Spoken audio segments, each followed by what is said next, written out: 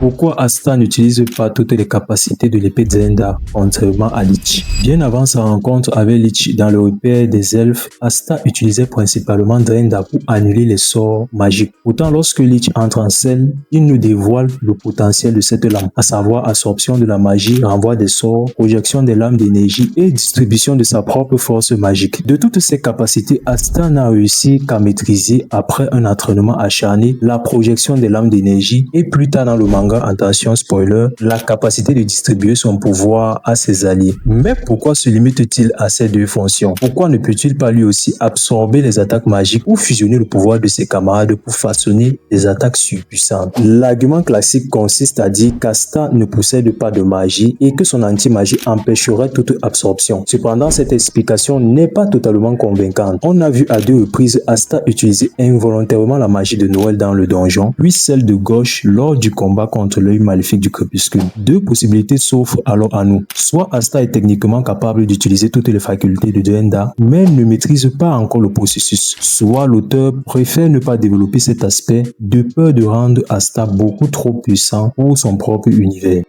Qui gagnerait un combat entre Natsu Dracni de Fairy Tail et Mereoleona Vermilion de l'univers de Black Clover? Il s'agit là d'un duel entre deux mages de feu extrêmement puissants dans leurs vers respectifs. Natsu et Mereoleona possèdent tous les deux la capacité de lancer des attaques de feu dévastatrices à distance, mais ils excellent surtout au corps à corps en renforçant leurs points avec de la magie de feu. Sur le papier, Natsu possède un avantage de taille lorsqu'il combat des mages de feu puisqu'il a la faculté d'absorber les flammes. Ceci lui permet de retrouver son énergie perdue lors d'un combat. Cependant, Mereoleona possède une réserve de mana colossale grâce à son sang royal. En plus de cela, elle maîtrise à la perfection le mana zone, ce qui lui donne des aptitudes physiques et une vitesse de réaction bien supérieure à celle de Natsu. Alors la question qu'on peut se poser ici, comment Mereoleona pourrait-elle vaincre Natsu puisqu'il peut absorber de la magie de feu? Est-ce que le fait que Natsu est un mage qui peut absorber la magie de flamme voudrait forcément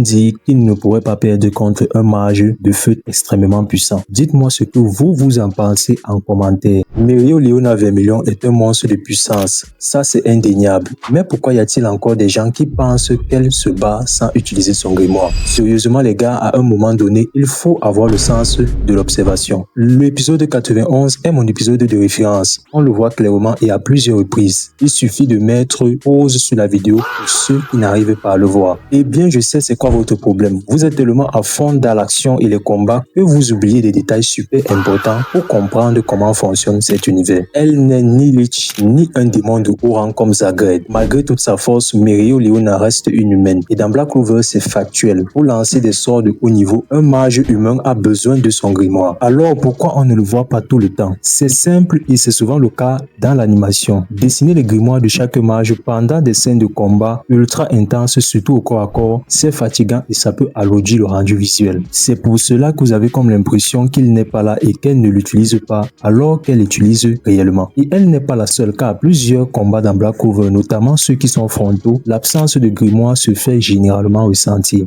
Saviez-vous que si Yami Shikihiro n'avait jamais fait naufrage au royaume de Clover, alors le rituel de l'arbre de Clifford n'aurait jamais pu avoir lieu? Sans le savoir, c'est l'arrivée du capitaine du taureau noir qui a offert à la triade sombre la clé pour détruire le monde. Mais avant de vous expliquer pourquoi, pensez à vous abonner à la chaîne car ici on parle de Black Clover chaque jour. Alors il faut bien comprendre une chose, la magie des ténèbres de Yami est unique. Ce n'est pas comme le feu, l'eau ou le vent qu'on retrouve chez des dizaines de mages. À Clover, à Diamond ou même à Spade, personne d'autre ne possède cette affinité. C'est une magie étrangère qui n'a pu se manifester sous forme de grimoire à son arrivée dans le royaume de Clover. Pour ouvrir les portes de l'enfer, la triade sombre avait besoin de deux magies spécifiques, celle de l'arbre monde et celle des ténèbres. Sans Yami, le rituel était physiquement impossible à réaliser. Après plusieurs renseignements et espionnages, les membres de la triade sombre sont tombés sur William Vengeance et Yami Shikihiro. Yami est le sauveur de plusieurs membres du taureau noir, mais il est aussi par sa nature même celui qui apportera la fin du monde dans l'univers de Black Clover. Alors, selon vous, est-ce que les membres de la triade sombre auraient trouvé une autre alternative si Yami n'était pas venu au royaume de Clover?